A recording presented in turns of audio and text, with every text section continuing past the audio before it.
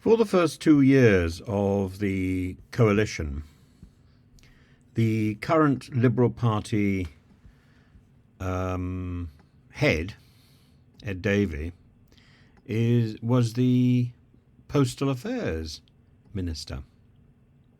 It's very interesting. He's saying that he didn't ask enough questions, but the reality is he's been only too happy to boast about his other successes, and yet he's kept conspicuously quiet about his role in the post office scandal.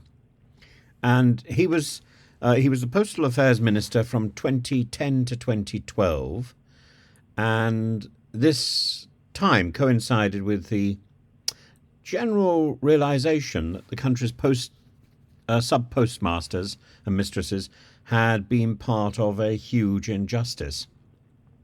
And the post office was blaming 700 odd of these people for unexplained losses in their accounting, when in fact those losses were entirely explained by their own reliance on the Fujitsu software which they had installed, the Horizon rubbish, installed in the 1990s.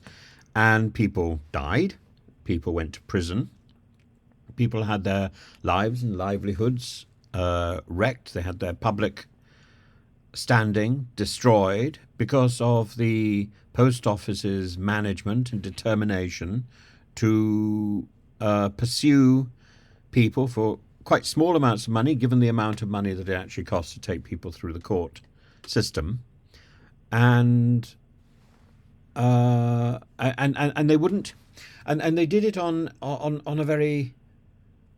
very skewed basis. So the people who were being pursued, the people who were being charged, didn't have all the details, so they couldn't really defend themselves. And Davey did nothing during his 2-year term as the person ultimately in charge to stop, halt, or question the criminal proceedings, despite being contacted on a number of occasions by desperate individuals who were themselves subject to this legal assault. He was actually approached by Alan Bates in May 2010. And Bates, who had lost £65,000, I don't think that comes across very clearly in the television adaptation. He lost everything when the post office stopped his contract in 2003, but he wasn't put in jail. He said he was axed because he was raising too many questions about the defective Horizon system. He wrote in 2010 to Mr. Davey saying many people have been sent to prison, lost businesses and homes, faced financial ruin by an organisation that will stop at nothing to keep the true facts behind its failing IT system from being exposed. In writing to you on behalf of the group, I'm asking for a meeting where we can present our case to you. And Davey didn't produce that meeting.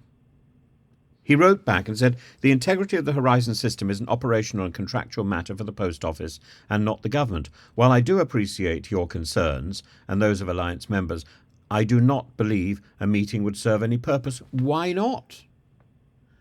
You know, it's the same reluctance to have a meeting that you notice with Andrew Malkinson and the Home Office. It's the same reluctance to have a meeting whenever you write to a minister, frankly, in my experience. Why not? Why not have these meetings? Are the ministers that we've got in position in our current government so afraid to hear from the public or from those people who have experience of the problems that they should be addressing? Alan Bates said that Davies' comments were offensive. He said so many lives were being ruined because of that attitude. It's not that ministers could not get involved or investigate the matter. After all, the government owned 100% of the shares. Usually shareholders are concerned about the morality of the businesses that they own. And the group that Alan Bates encouraged, that started in 2017, that in the end led this campaign to expose the greed of the post office, it was done without the help of the ministers in charge. And Davey was there in a position to help. What is the role of a minister except surely to respond to the people? The minister represents the people in Parliament and should be listening to the concerns. The civil servants are implementing the system. So what else is the minister there for except to listen to the concerns of the people who are affected by the organisation, particularly when the government is 100% share owning. It is quite extraordinary that while Sir Ed Davey is campaigning in Surrey, where the BBC says the Liberal Democrats are hoping to win a number of Conservative-held seats at the next general election, he says he regretted not asking tougher questions of post office managers. He doesn't say that he regretted not meeting Alan Bates when he had the opportunity. It's got to the point where people who didn't do anything were facilitating the greed and the deceit which was going on in the post office and in the name of the government.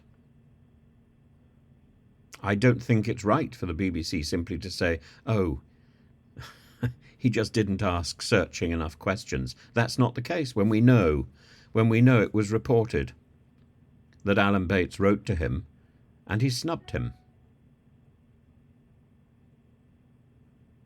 And this is the response of so many of the ministers in this present government. They simply do not want to meet the people who know what they're talking about. They don't seem to want to put it on record. It will serve no purpose. But they're only too happy to glad hand people when it comes to their election. It's when they're actually in power that they have a job to meet people. And by the way, if you wonder why I'm so firm about this, this is a central plank of my frustration with people like Nadine Dorries, Michelle Donnellan, Lucy Fraser, Oliver Dowden, Matt Hancock, and the various twits who have been the face of the digital culture, media and sport ministry. If they can't actually meet the people who know what they're talking about and have experienced the problems that need to be addressed, then everything that is done in their name is simply window dressing. And it doesn't deal with the problems. Well, of course it doesn't deal with the problems because there's equally a very vocal and well-funded lobby from the professional system, presumably the post office, in the case of the Horizon scandal, who can meet with the relevant minister and who do.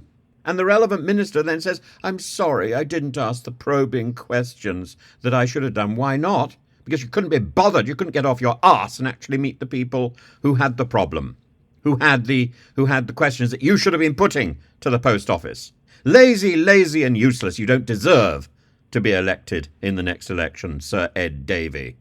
You deserve to go down the plug hole with the rest of the Conservative Party.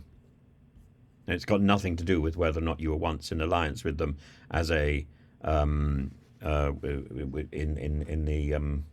in the election pact in the Conservative Liberal government. It's got nothing to do with that. It's got to do with the fact that you had office and you couldn't be bothered to use it for the purpose of proper government, and you couldn't be bothered to listen to the people you represented. You do not deserve to continue in Parliament. I look forward to your failure.